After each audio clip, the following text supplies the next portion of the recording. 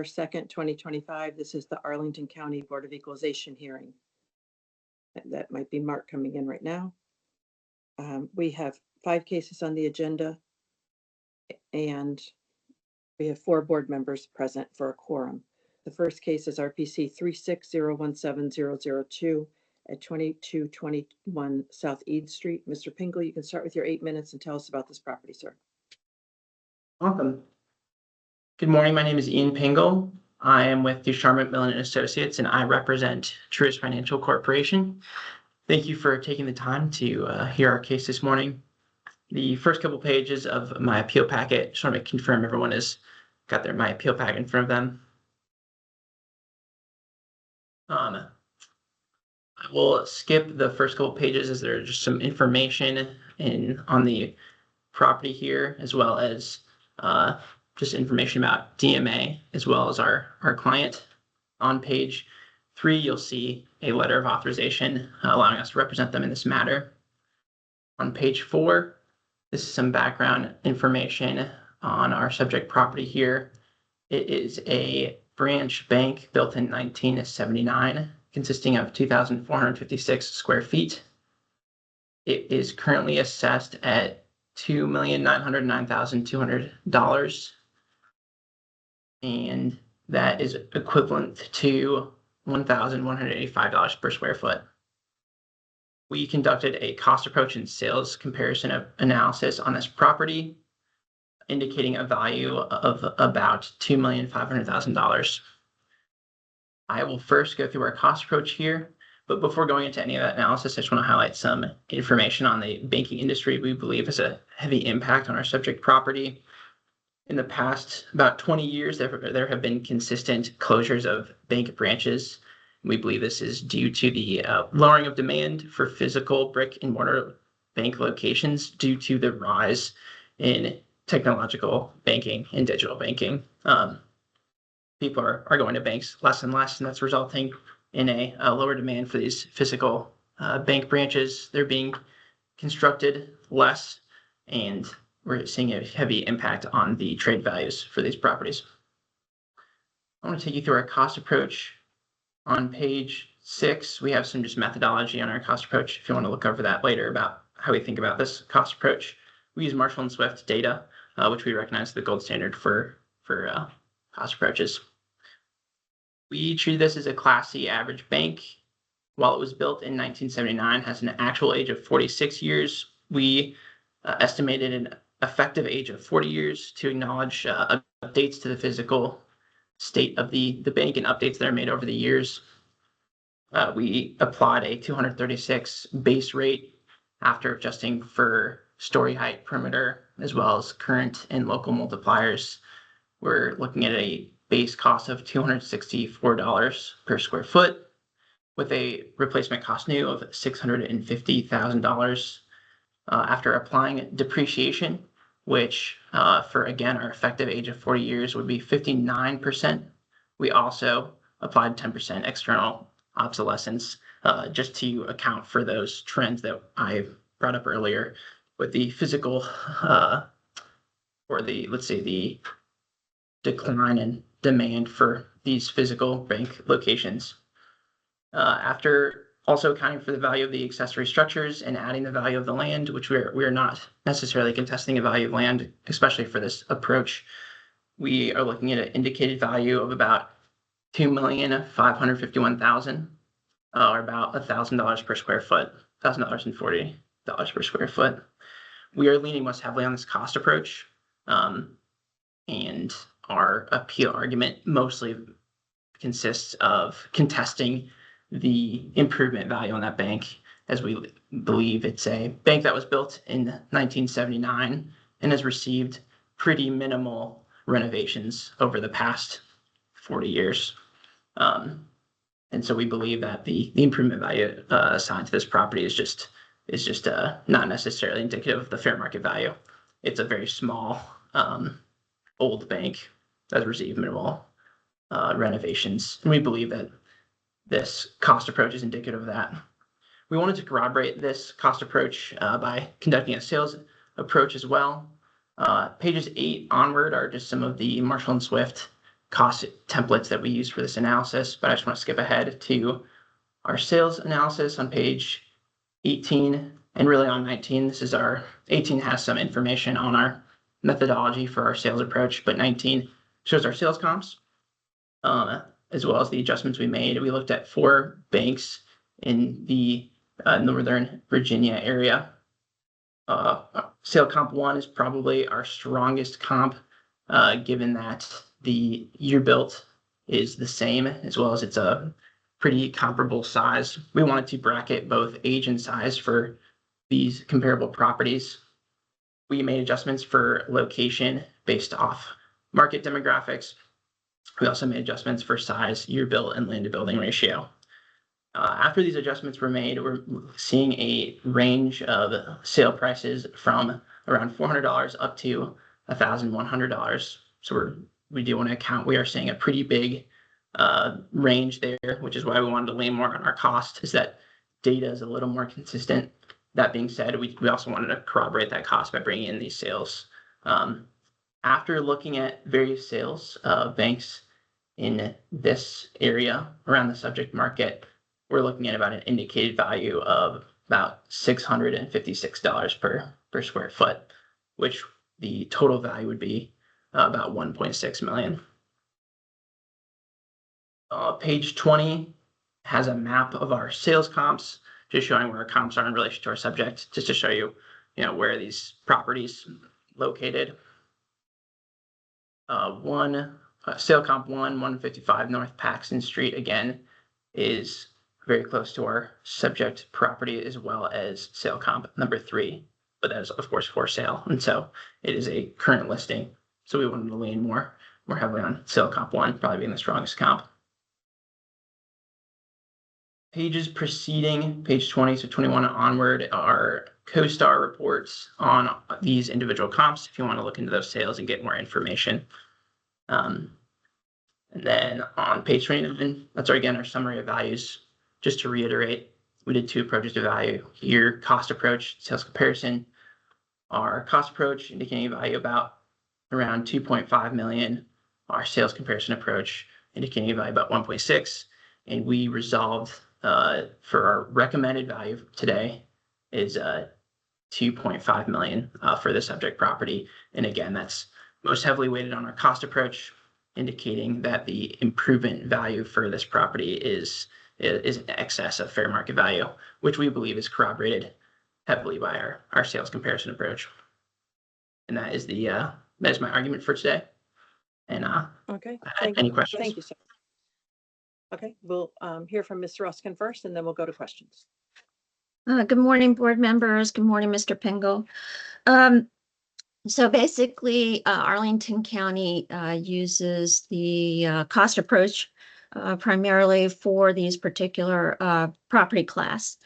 And yes, we use the Marshall and Swift commercial estimator also. So I have inspected the interior and exterior of this building a number of times over the years. Most recently, it was April of 2023, where I've inside and outside of the building. So I am familiar with the condition.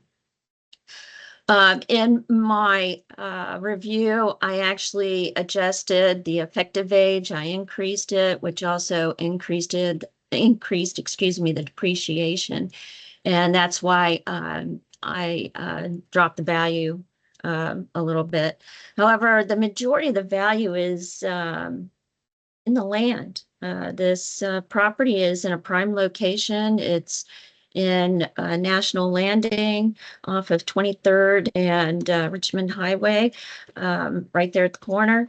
It's only, it's 0.3 miles from the new entrance metro station, Crystal City Metro Station, very close.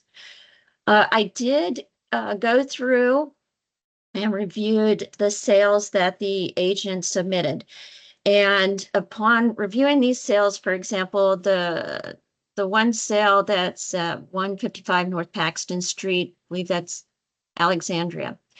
This sold for it actually sold multiple times. Back in 2022, it sold for $1 million. And then in 2024, it sold for 1.4 million.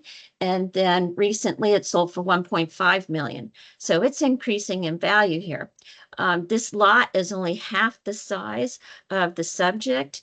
The size of the building is relatively similar to the subject. Okay.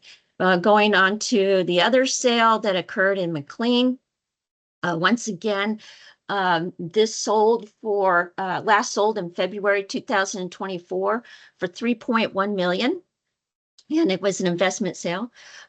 This lot is half the size of the subject lot. The subject lot is 0.63 acres. This one is 0.34. Moving on to one of his other sales in Annandale. Upon reviewing this one, the lot size is the same. The building is the same. Let's see, in 2024, it sold for 1.6 million as an investment. And then it resold this year for 2.7 million owner user, and it was vacant at the time of purchase. And then the last sale, which is in Alexandria. This one, once again, the lot size is half the size of the subject. It's fairly similar in size. The building is relatively similar in size. It sold this year in May 2025 for 2.5 million as an investment property. However, when I reviewed the photos on this particular property, it looks like they've changed it from a bank to a mixed use with a warehouse and a loading dock. And so I'm not sure if you want, that's not a bank use. So once again, we feel that our cost estimate is reasonable. One of the major features in a bank is the vault. Those can cost anywhere from 100 to 150,000 to construct. To demolish them or anywhere from 75 to 100,000. To get rid of the vault in order to convert it to retail. And all we're asking is that you confirm the revised assessment of 2,888,200. Thank you. Okay, thank you both. Questions from board members? No? Oh, Mr. Mendez. To the appellant, how did you calculate the depreciation? I see you used 59%, I believe, plus 10%. Is that right? That's correct. We use the Marshall and Swift life expectancy or depreciation based on the life expectancy guidelines. That can be found on page 14 of the appeal packet. So for a property with the expected life of 40 years, let's see. The expected life answer. The county's using 23% and you're using, I believe, 69% total. So there seems to be a disconnect there. Yeah, I'd say that's probably what the biggest discrepancy between me and Lori's analysis.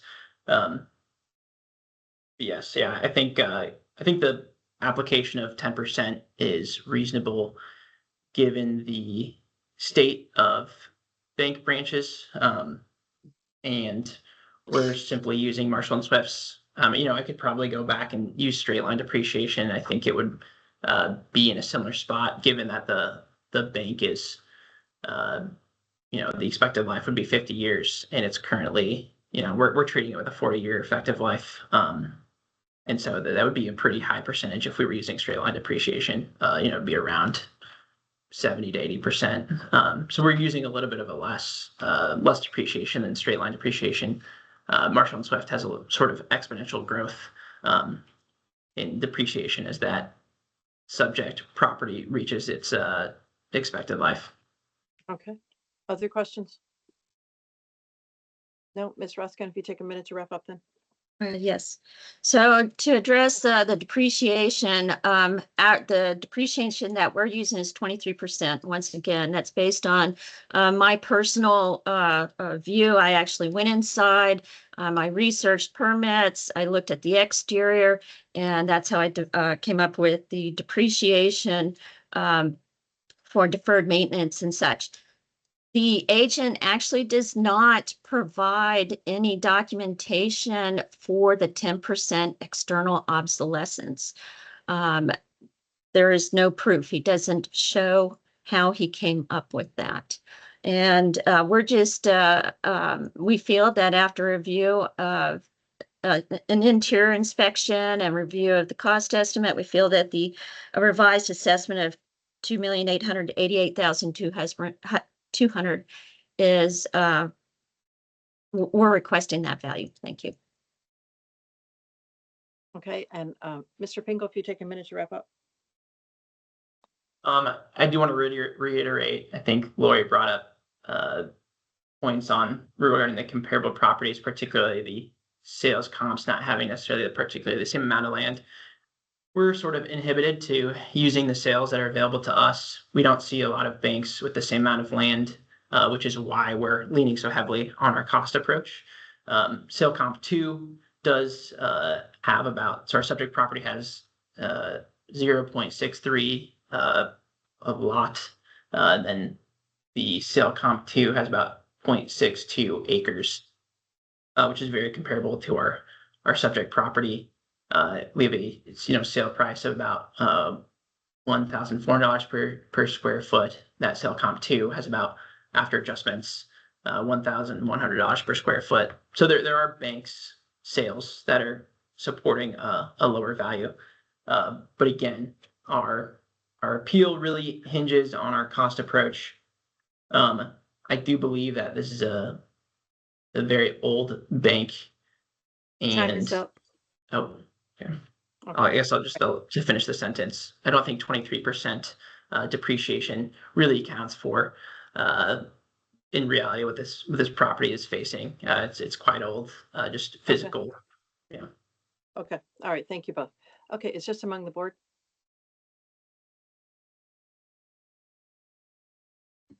Where are folks? Mr. Mendez. Yeah, I'll start. The sort of easier part to this is the land value. It looks like the land values remain pretty constant since 2017. I think really what we're debating here is the depreciation used on the structure. I believe the appellant has the base cost for the new structure at $650, and the county is around, I just had it here, upper 600,000 range. So they're very close there. I just don't know if I heard enough to go against the 23% that the county's using. Certainly the 10% just seems, I understand the economic factors, but I just didn't get enough to justify that.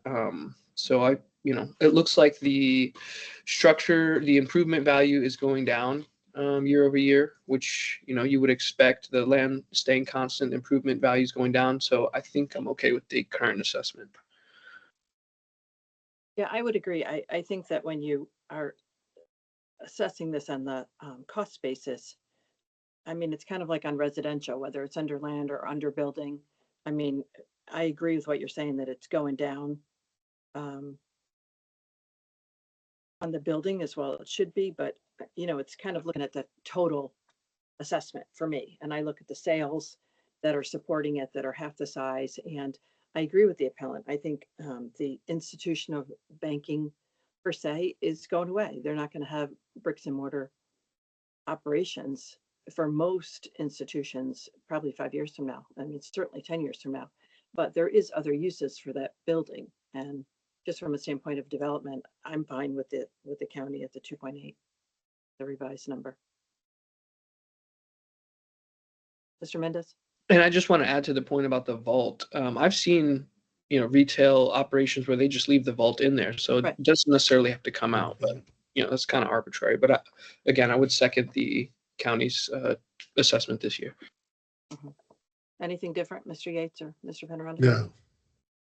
I agree. I think everything that you have said, Mr. Mendez said, I'm in agreement with it. I don't think I have enough information or, that was provided to make any change in this. And I think, it's remaining, the value has been pretty much the same as, for the past 10 years.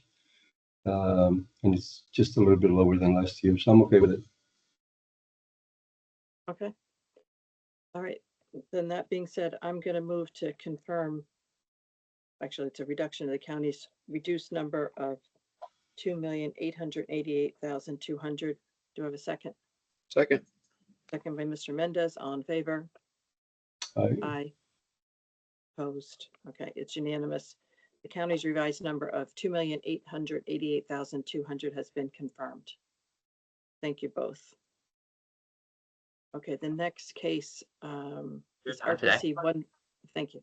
Next case is RPC 14041-187 at 3807 Wilson Boulevard. Mr. Warren just requested this morning to withdraw the case. I assume there's no objection, Ms. Ruskin. Okay, that being said, then I'll move to accept the withdrawal. Do I have a second? Second that. Okay, Mr. Penaranda, all in favor? Aye. Opposed? Okay, that's unanimous. That case is withdrawn. And likewise, the third case on the agenda, Economic Unit 3400203A at 1505 Crystal Drive.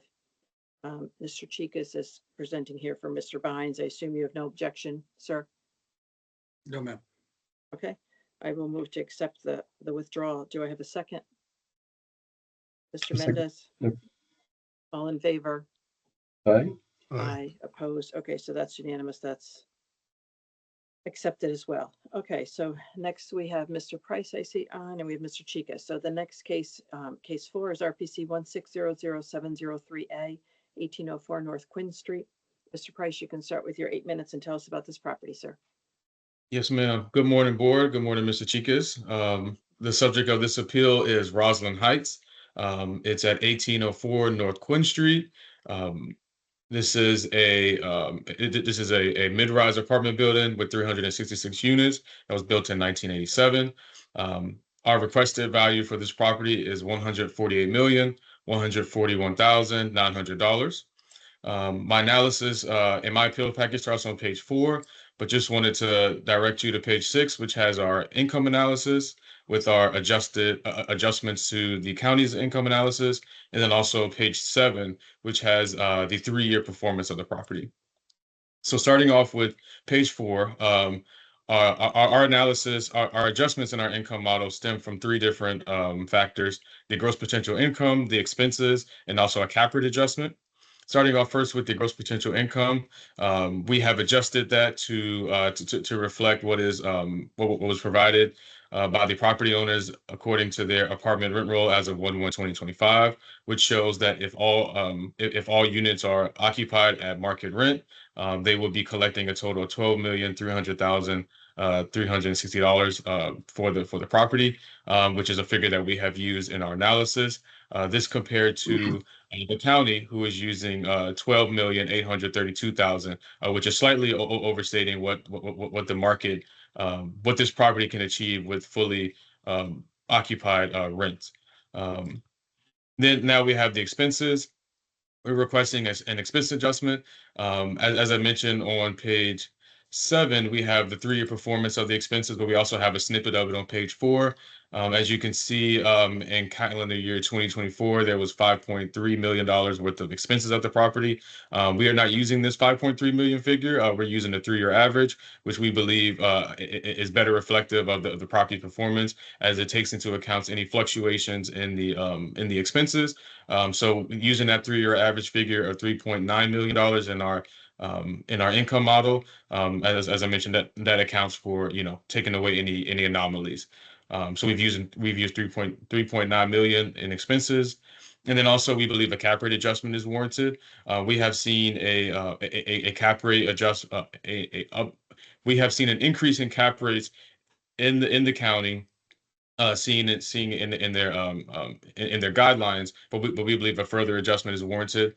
We have provided cap rate support from CoStar, their multifamily cap rate market report, also RERC, and also PwC's fourth quarter 2024 reports all show a higher cap rate in the market. So in our analysis, we are proposing a 20 basis points increase in the current cap rate.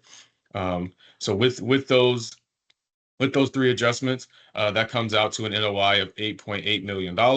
And using that cap rate of 5.9, that gets us a value of 148 million. And then also, as you can see on page 7, the 3-year average NOI is $8.7 million. So our adjusted income analysis is right where the 3-year average is.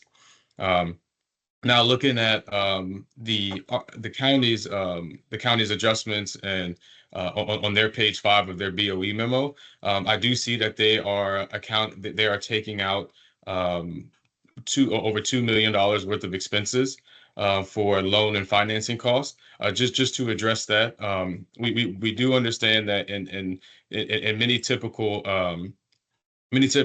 appraisal practices, you usually stop at the NOI, but we believe that because we are in a high interest rate environment, it is important to include these finance costs as they are an unavoidable operating costs to the property owner.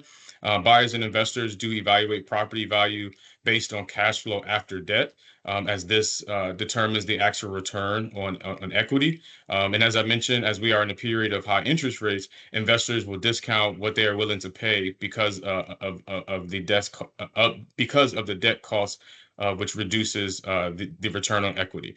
So we believe that it is important to include in this analysis that $2 million worth of loan and financing costs, due to this is an actual operating cost that occurred in calendar year 2024, and it gives a real world account for the property's performance in calendar year 2024, and also what an investor would purchase this property for. So we believe that it is important to include this expense line item in the analysis. And that's why we believe so that 5.3 million is what occurred in calendar year 2024. But as I mentioned, we're not using that 5.3. We're using the 3-year average of 3.9%. And just for an additional revised analysis, if you were not to use the 3-year average and you were to take into consideration taking away the $2 million worth of loan and financing expenses, the 3-year average would the calendar year 2024 expenses would be $3.2 million, and then the 3-year average, which includes 2024, 2023, and 2022, would be 3.2 million, and that would give you a NOI of a 3-year average NOI of $9.5 million. And when capping 9.5, the 3-year average of $9.5 million with the county's cap rate, you get $165 million, which is still lower than the current assessment. So either way it goes,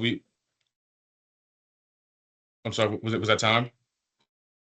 No. Okay. So we believe either way, if you were to include the loan and financing costs, which we believe is appropriate in this analysis, you would still get a lower value. But if you take that away, still using the 3-year average, you still get a lower value as well. So with all that being said, with the aforementioned adjustments, that's what we believe the appropriate value for this property is $148,141,900. Thank you. Okay, thank you. Mr. Chikas for the county, please. Yes, ma'am. Good morning, board members. Good morning, Mr. Price.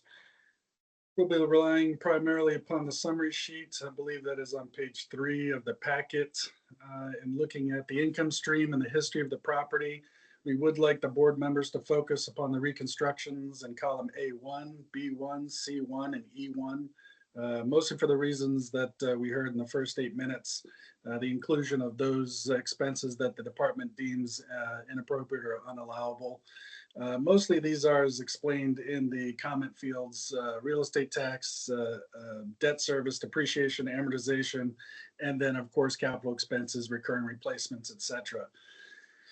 When we look at those reconstructed amounts, specifically the NOI on line 21 of again columns A1, B1, C1, and E1, you see growth year over year over year, specifically 5.4% growth, NOI growth in 2022, almost 13% in 2023, and again just shy of 5% in 2024.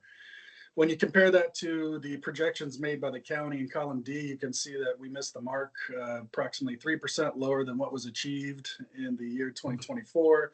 Again, once you remove 2.1 million in loan financing costs. That, of course, is across the board. Again, looking top to bottom, gross potential income growth of 5.6% in 2022, 8.6% in 23, exactly 5% in 24. The original appraiser projected negative 1.7% as compared to what was achieved in 2024. So again, some $200,000, almost $250,000 lower than what was achieved in 2024. Dropping down to EGI, again, growth of over 7% in 22, almost 10% in 2023, and again, over 5.6% growth in 2024. The county, again, underestimated that by some $340,000, projecting quote unquote negative 2% growth. And that, of course, again, led to the overall missing the mark on the NOI in regards to the county being some $310,000 shy of what was achieved in the year 2024. Again, this is a property that's very well stabilized as far as occupancy. Per their rent roll, they reported 95% again occupancy for January 1, 2025, very much keeping with the last 4 years. When we look at just apartment growth alone, we see growth of 5.4% in 2022, 7% in 23, and just shy of 4% in 2024. There's no reason to believe that, again, a property that's stabilized, well located, this is in between, has half-mile access to both Roslyn Metro as well as Courthouse Metro. You know, there's no reason to believe that this property would not continue at least moderate growth year over year, as they have done for the last 4 years in a row. And then lastly, when we look at the projected overall total valuations, you can see that the county actually projected for a very modest 3.11% growth year over year. And that's compared to the owner's request for a negative 13% drop, some $21 million drop in value after a year of, again, almost 5% growth for the net operating income. Based on the under projections made by the county, nearly across the board, GPI, EGI, NOI, based on the stabilized occupancy at the property, which is continuing into 2025 year, based on its location, we do believe that the county should be confirmed at an amount of $175,069,300. Thank you. Okay, thank you both. Questions from board members? No?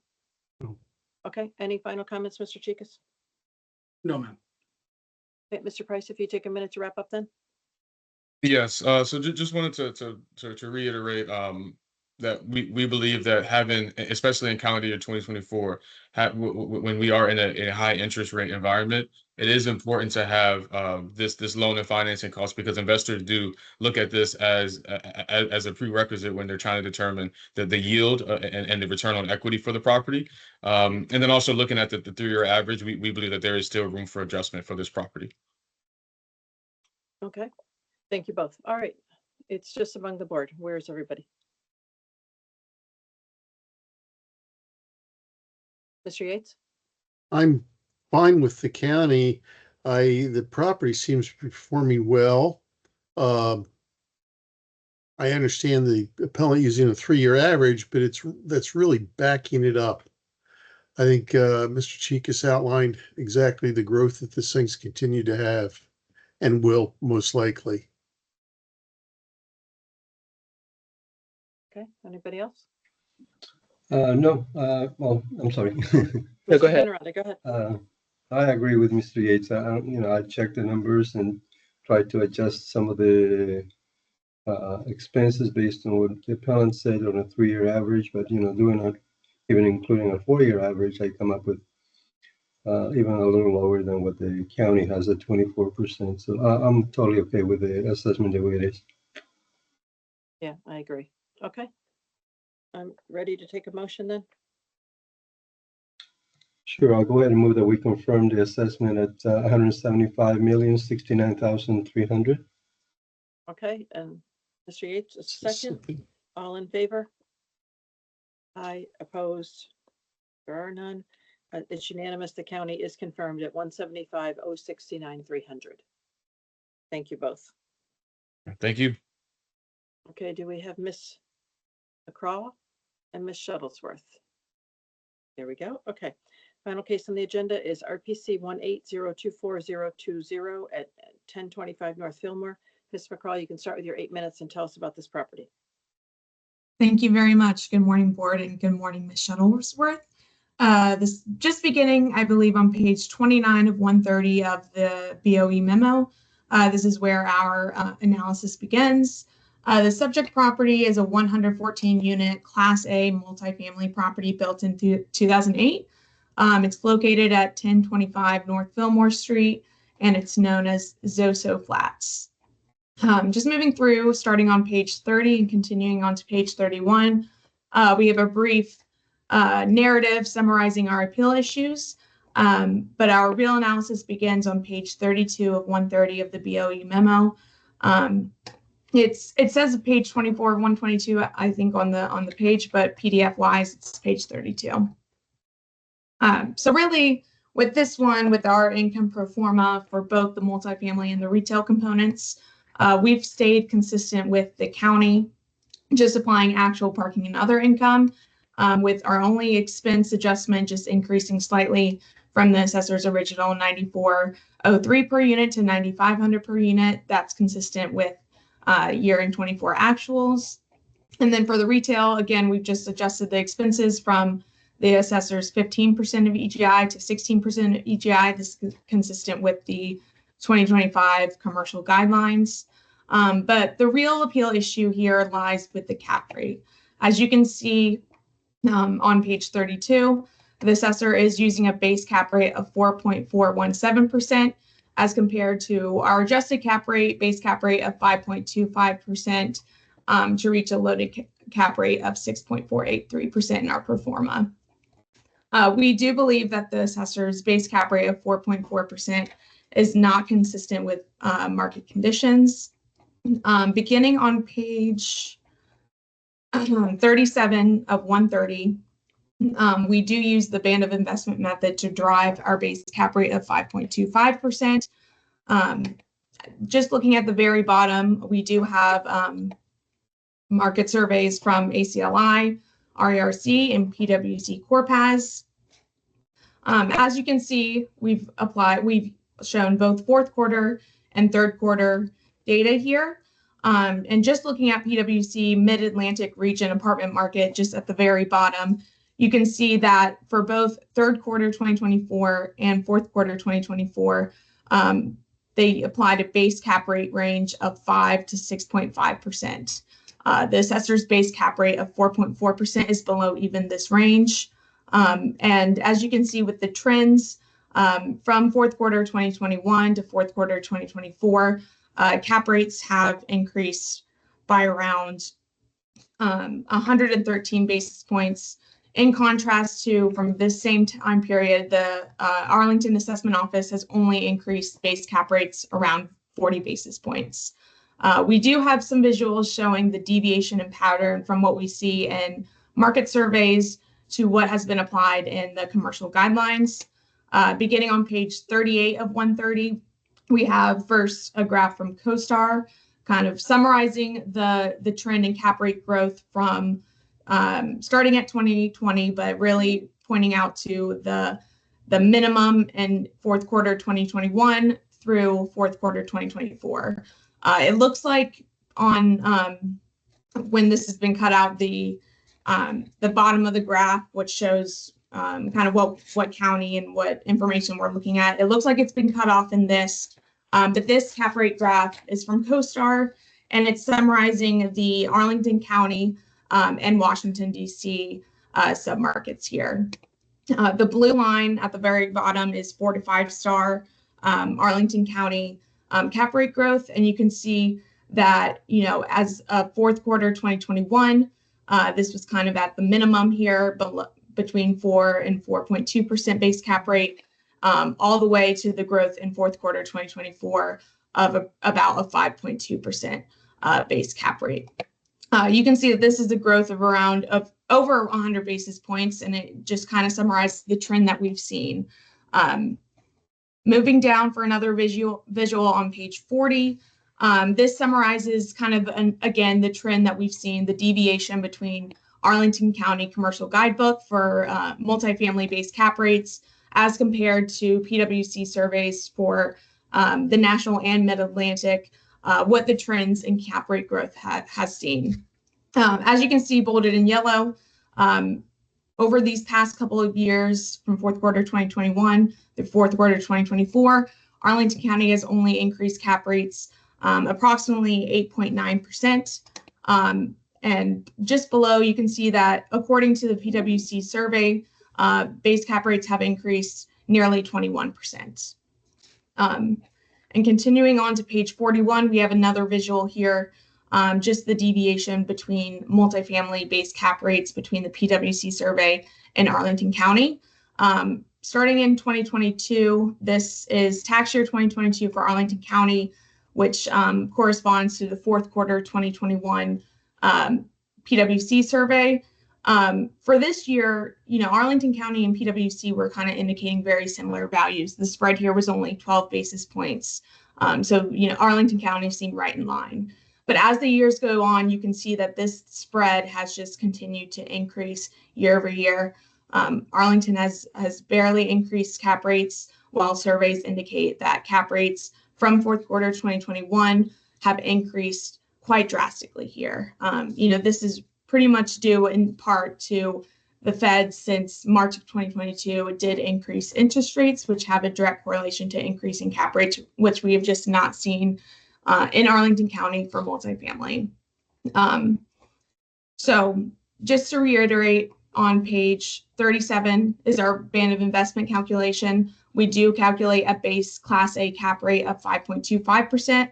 We do believe this corresponds with the indicated trends and market data that we've seen from surveys, as well as some sales. We do have some recent sales with reported cap rates, both in Arlington County and the surrounding jurisdictions, which indicate above 5% base cap rates. So we would ask the board to consider an increase to the base cap rate, as we do not believe that a sub 5% base cap rate in this current interest rate environment is appropriate. And so with those changes, we do arrive at our indicated value of $65,553,000. Thank you. Okay, excuse me. Thank you. Ms. Shuttlesworth for the county, please. Yes, good morning, board. Good morning, Ms. McCrow. This property is a mid-rise apartment building with 114 residential units and over 19,000 square feet of retail space. The amenities include fitness room, club room, rooftop lounge, and business center. I inspected this property in July this year. The property is located less than half mile away from the Clarendon metro station. If we could move on to the summary sheet now. So when I look at the summary sheets, the first couple of things I normally focus on is the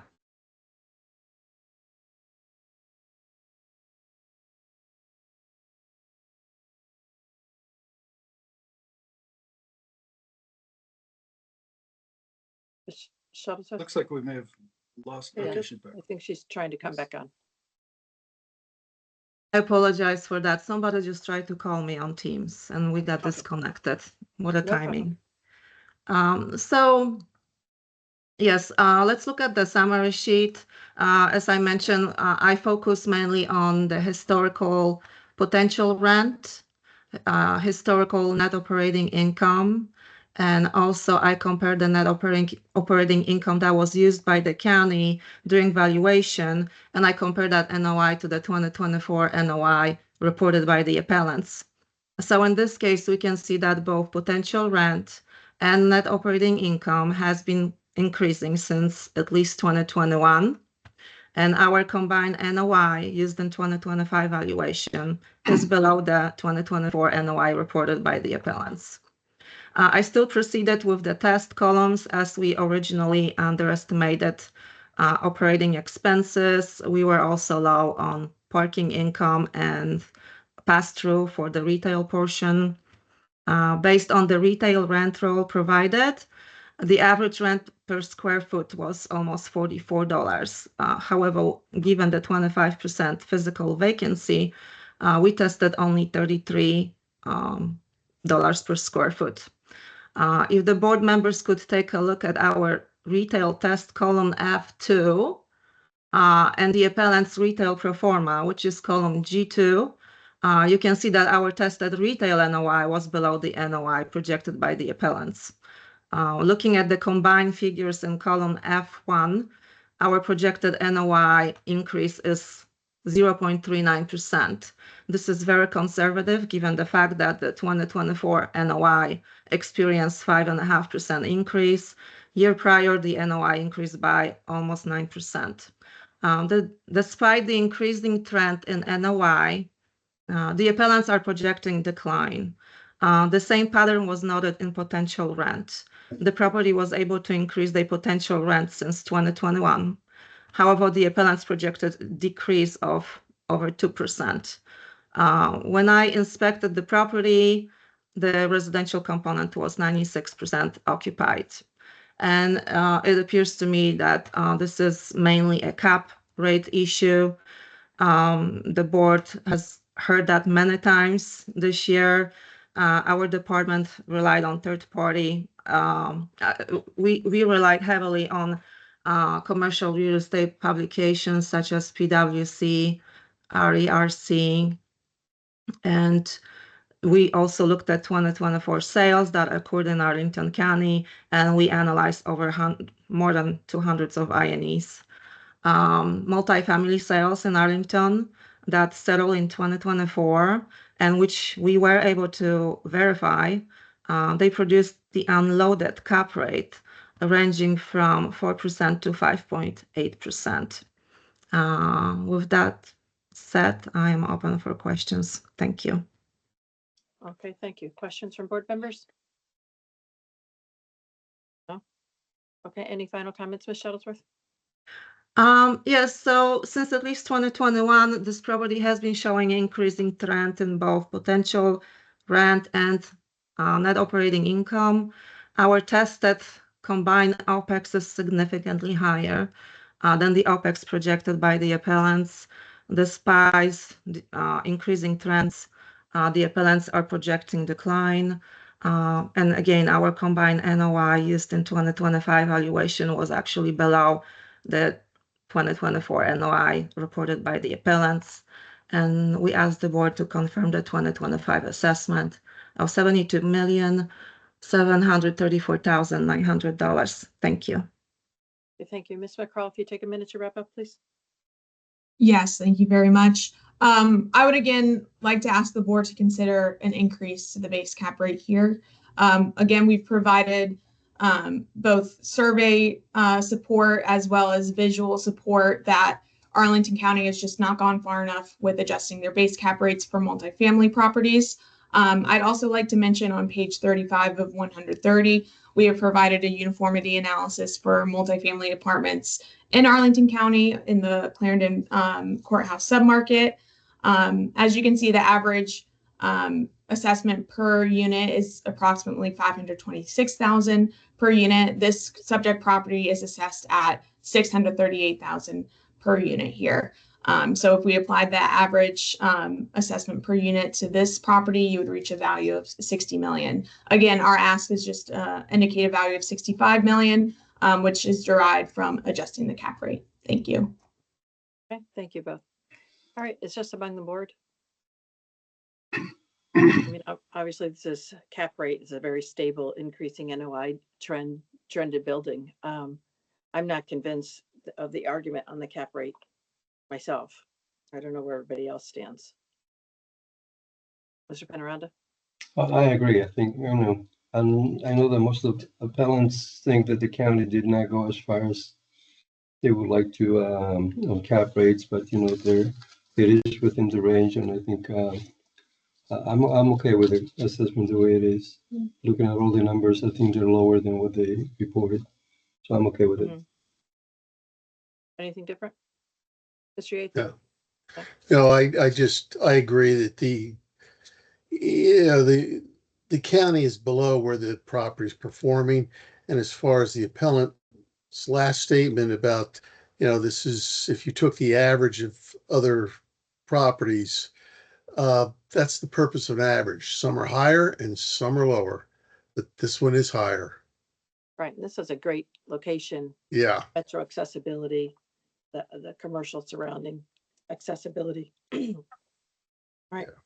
Excuse me. Then I'm going to move to confirm the county at 72,734,900. Do I have a second? I'll second. Okay, Mr. Yates is a second. All in favor? Aye. Aye. Opposed? None. It's unanimous. The county is confirmed at 72,734,900. Does anybody have any other business? Thank you. Thank you both. Thank you. Okay. Then we will stand adjourned at 9:51. Reconvene tomorrow morning, Wednesday, September 3rd at 9 a.m. in person for the board members. Thank you, everyone. Thank you. Thank you.